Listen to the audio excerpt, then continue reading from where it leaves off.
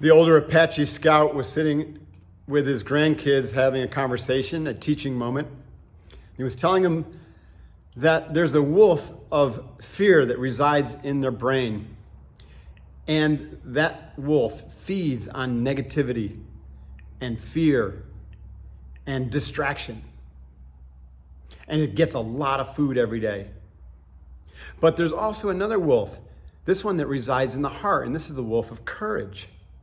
And that wolf feeds on love, and it feeds on respect, and it feeds on trust, and it feeds on positive energy.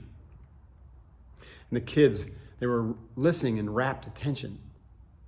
And they said, well, if the wolf of fear is in your head and the wolf of courage in your heart, how do we know which one we're feeding, every day? And he said, well, that's your choice. But if you do nothing, if you don't choose, and you allow the world to choose for you, then by default, you're feeding the wolf of fear. And then the other kid says, well, and why does it matter, Grandpa? Because if we can feed the wolf of courage, then we'll have courage.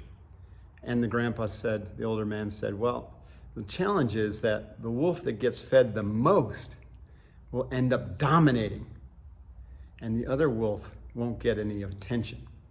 So feed the courage wolf more than the wolf of fear gets fed by society or your friends. And eventually the courage wolf will dominate.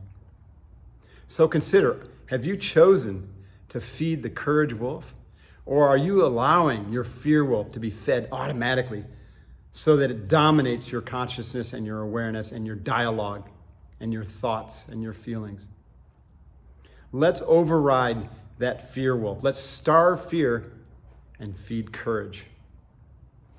Hoo-yah.